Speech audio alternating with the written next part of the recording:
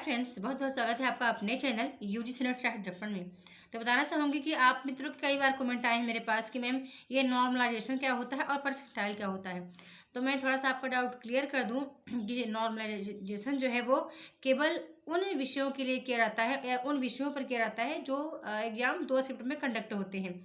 यानी जैसे कि कॉमर्स हो गया, हिंदी हो गया, एजुकेशन हो गया या कुछ और अन्य विषय हैं जिनमें छात्र संख्या ज़्यादा होती है, मतलब अभ्यर्थियों की संख्या ज़्यादा होती है, तो वहाँ पे नॉर्मलाइजेशन किया जाता है। अब आप कहते हैं मैम क्या नॉर्मलाइजेशन होने से हमारे अंक घटेंगे या बढ़ेंगे घटेंगे? ये जो डाउट है ना, ये कैसे आप क्लियर कर पाएंगे?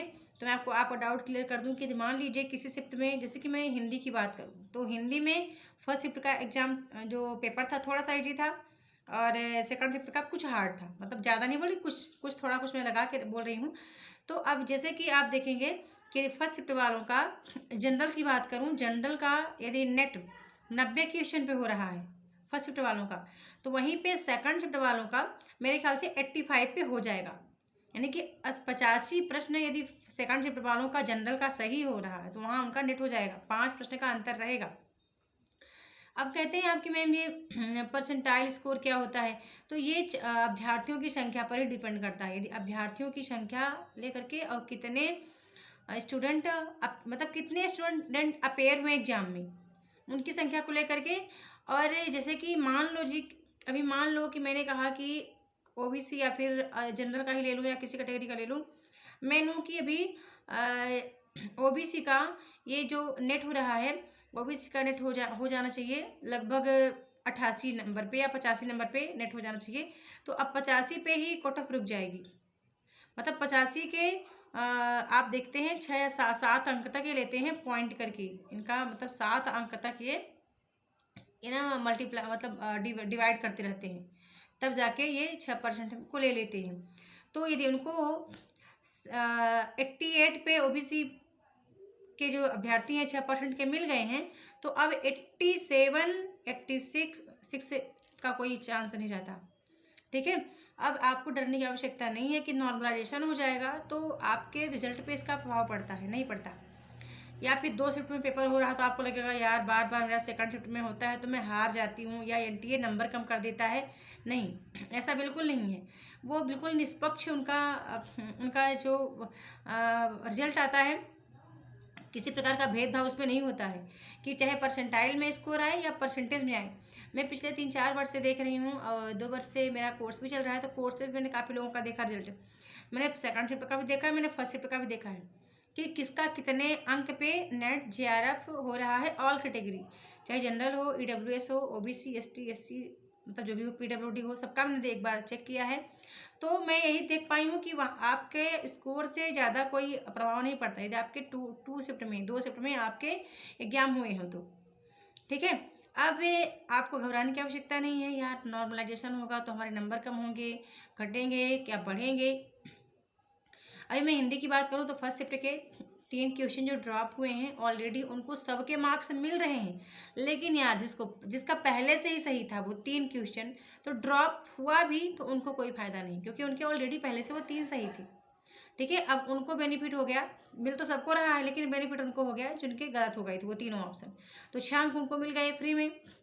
3 प्रश्न एनटीए ने आंसर चेंज किए, तो आंसर चेंज करने का मतलब होता है कि जिन बंदों ने सही ऑप्शन अभी लगा लिया था एनटीए के मुताबिक तो उनको तो उनका मार्क्स मिल गया, और जो लोग पहले से लगाए थे और आंसर की जब मैच किए, फाइनल आंसर की नहीं आई थी, वो वाली आंसर की मैच किए तो उससे मैच हो रहा था, तो पहले क्वेश्चन बढ़ा था अभी घट गया। ठीक है, मेरे साथ भी कुछ ऐसा हुआ है, तो मैं काफ़ी सोच विचार कर रही थी, पर बहरहाल सोचने से कुछ नहीं होना है, हार्ड वर्क करने से होगा। ठीक है, जिनका जो भी स्कोर आएगा एक बार आपको पुनः प्रयास करना है, फिर से ट्राई करना है और अच्छी मेहनत करनी है। पर यह है कि रिजल्ट देखने के बाद एक मनुष्य का स्वभाव ही है कि जब परिणाम आ जाता है, परिणाम जैसा भी पॉजिटिव नेगेटिव होता है, उसके बाद जो मोटिवेशन आता है ना पढ़ने का, तो वो एक अलग ही मतलब माइंड में स्टोर होता है। और यदि आप सोचें कि हम अभी पढ़ लें और रिजल्ट नहीं आया है तो कितना भी आप पढ़ते रहेंगे वो कहीं ना कहीं चीज़ें हटती जाती हैं, मतलब उस तरह स्टो। अब आपको ये एक लालसा रहेगी केवल 2 महीने बाद हमारा एग्जाम है तो मुझे मेहनत करनी है। ठीक है, अब पर कैसे करनी है, रिजल्ट देखने के बाद जैसे आप अपना परिणाम देख लेंगे ना कि आपने कितने अंक किए थे और कितने अंक से आप पीछे रह गए हो, कौन कौन से वो नंबर हैं या कौन कौन से वो क्वेश्चन थे जो आपसे नहीं बने हैं।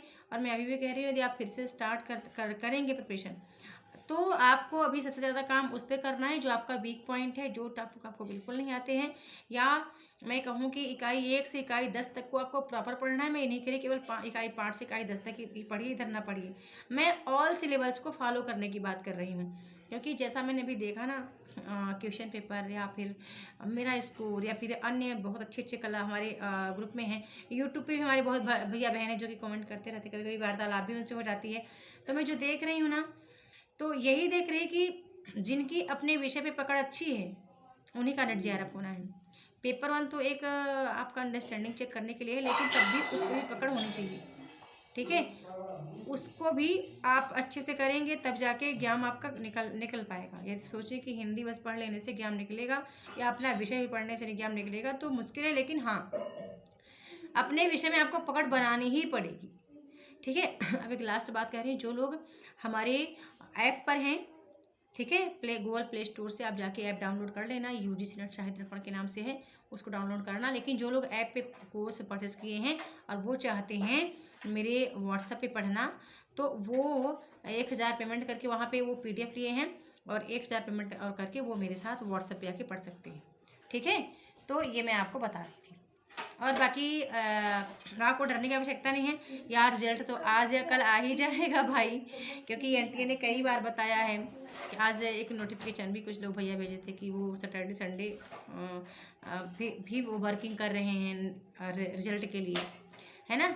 बहुत बहुत धन्यवाद, मिलते हैं किसी नेक्स्ट वीडियो में। वीडियो को लाइक करना है, शेयर करना है, चैनल को सब्सक्राइब करके रखना है। All the best.